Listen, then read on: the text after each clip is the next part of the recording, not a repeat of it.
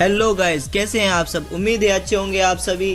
तो आज की इस वीडियो में हम बात करने वाले हैं कक्षा 11 इतिहास पार्ट 7 बदलती हुई सांस्कृतिक परंपराएं के पार्ट 2 के बारे में, क्योंकि पार्ट 1 हमने पहले ही बना रखा है। आप अगर चाहें तो उसे आई बटन पर जाकर देख सकते हैं। इस वीडियो में हम MCQs के बारे में बात करने वाले हैं, जो कि एग्जाम पॉइंट ऑफ व्यू से बहुत ही इंपॉर्टेंट है। तो चलिए बिना देरी के वीडियो को शुरू करते हैं।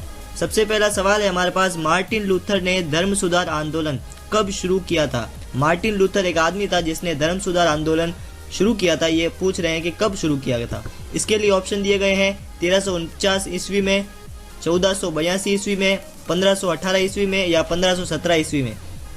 तो इसके लिए बहुत सारे ऑप्शन है। अगर आप चाहें तो कमेंट में हमें सही जवाब को बता सकते हैं।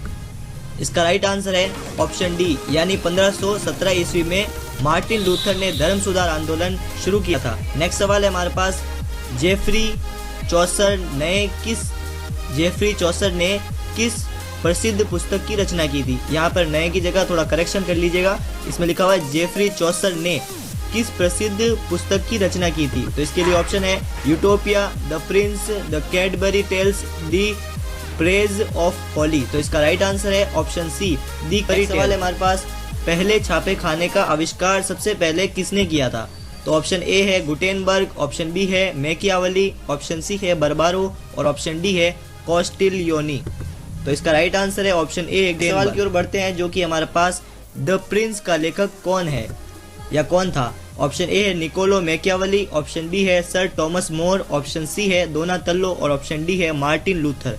इसका जो राइट आंसर है वो है ऑप्शन ए, निकोलो मैकियावली। सवाल की ओर बढ़ते हैं, जो कि हमारे पास पुनर्जागरण किस देश से प्रारंभ हुआ। Option A England, option B Italy और option C France, option D Germany. इनमें से आपको जो आंसर सही लगता है वो आप कमेंट करके हमें बता सकते हैं। इसका जो राइट आंसर है वो है ऑप्शन बी। सवाल की ओर बढ़ते हैं, जो कि हमारे पास आधुनिक युग का पुनर्जागरण युगीन प्रमुख राजनीतिक चिंतक कौन था। ठीक है, तो इसके ऑप्शन दिए गए हैं। ऑप्शन ए है मैकियावली, ऑप्शन बी है दांते और ऑप्शन सी है हॉब्स, ऑप्शन डी है इनमें से सभी। यानी ये सभी आधुनिक युग के पुनर्जागरण के लिए राजनीतिक चिंतक थे।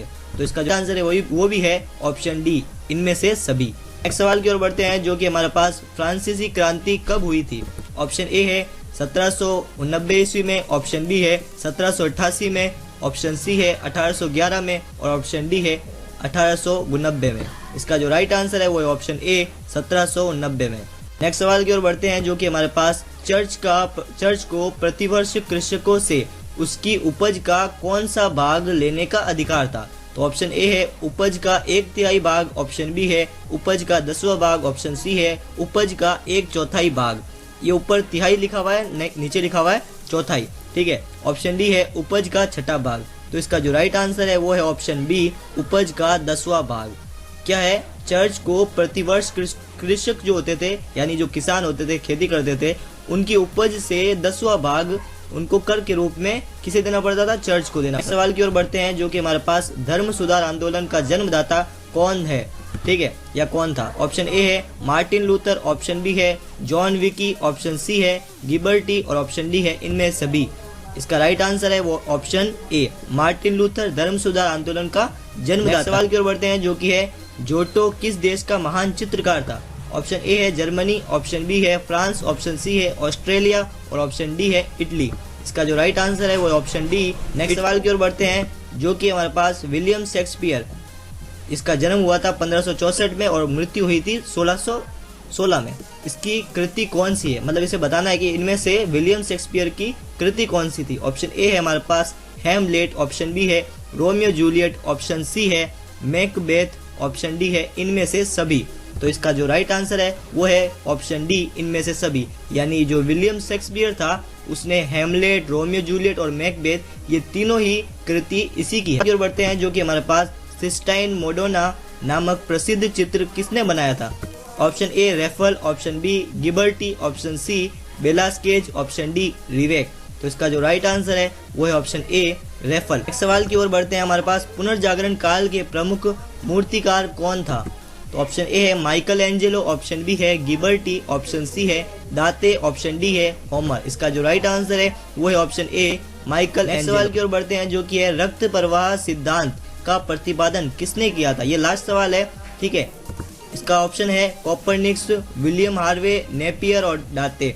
तो इसका जो राइट आंसर है वो है ऑप्शन बी, विलियम हार्वे। यानी जो रक्त प्रवाह सिद्धांत था वो विलियम हार्वे ने दिया था। तो आपको वीडियो कैसा लगा लाइक करें और हमारे को सब्सक्राइब करके बेल के नोटिफिकेशन को ऑन कर दे। और अगर आपको वीडियो अच्छा लगा हो तो कमेंट करके हमें